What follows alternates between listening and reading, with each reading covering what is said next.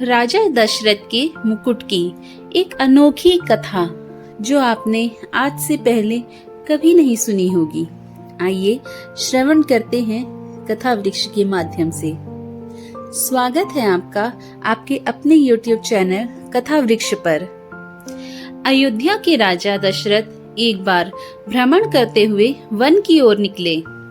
वहां उनका सामना बाली से हो गया। राजा दशरथ की किसी बात से नाराज हो बाली ने उन्हें युद्ध के लिए चुनौती दी।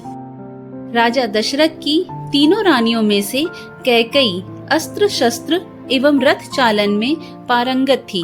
अतः अक्सर राजा दशरथ जब कभी कहीं भ्रमण के लिए जाते तो कैकेयी को भी अपने साथ ले जाते। इसलिए कई बार वह युद्ध में राजा दशरथ के साथ होती थी। जब बाली एवं राजा दशरथ के मध्य भयंकर युद्ध चल रहा था, उस समय संयोगवश रानी कैकेयी भी उनके साथ थी। युद्ध में बाली राजा दशरथ पर भारी पड़ने लगा। वह इसलिए क्योंकि बाली को यह वरदान प्राप्त था कि उसकी दृष्टि यदि किसी पर भी पड़ जाए तो उसकी आधी शक्ति बाली को प्राप्त हो जाती थी। अतः यह तो निश्चित था कि उन दोनों के युद्ध में हार राजा दशरथ की ही होगी। राजा दशरथ के युद्ध हारने पर बाली ने उनके सामने एक शर्त रखी कि या तो वे अपनी पत्नी कैकेयी को वहां छोड़ जाएं या रघुकुल की शान अपना मुकुट यहाँ पर छोड़ जाएं। तब राजा दशरथ को अपना मुकुट वहां छोड़ रानी कैकेयी के साथ वापस अयोध्या लौटना पड़ा। रानी कैकेयी को यह बात बहुत दुखी। आखिर एक स्त्री अपने पति के अपमान को अपने सामने कैसे सह सकती थी। यह बात उन्हें हर पल कांटे की तरह चुभने लगी कि उनके कारण राजा दशरथ को अपना मुकुट छोड़ना पड़ा। वह राज मुकुट की वापसी की चिंता में रहती थी। जब श्री राम के राज तिलक का समय आया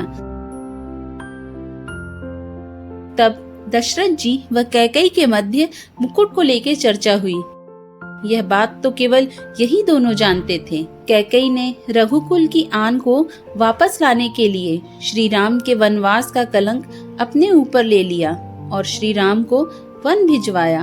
उन्होंने श्री राम से कहा भी था कि बाली से मुकुट वापस लेकर आना। श्री राम ने जब बाली को मारकर गिरा दिया, उसके बाद उनका बाली के साथ संवाद होने लगा।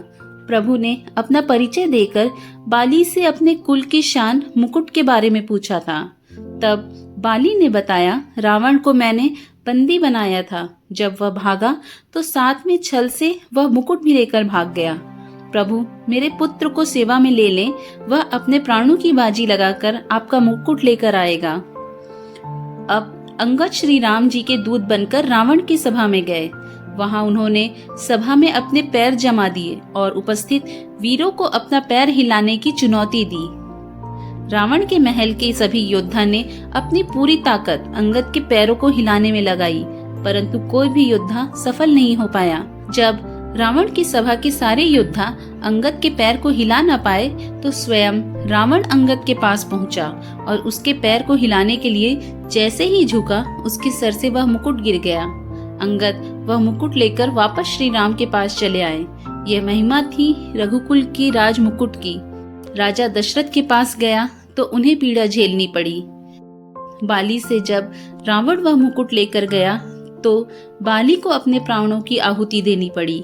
इसके बाद जब अंगद रावण से वह मुकुट लेकर गया तो रावण के भी प्राण गए तथा कैकेयी के कारण ही रघुकुल की लाज बच पाई। यदि कैकेयी श्री राम को वनवास नहीं भेजती तो रघुकुल का सम्मान वापस नहीं लौट पाता। कैकेयी ने कुल के सम्मान के लिए सभी कलंक और अपयश अपने ऊपर ले लिए। यही कारण है कि श्री राम अपनी माताओं में सबसे ज्यादा प्रेम कैकेयी से करते थे।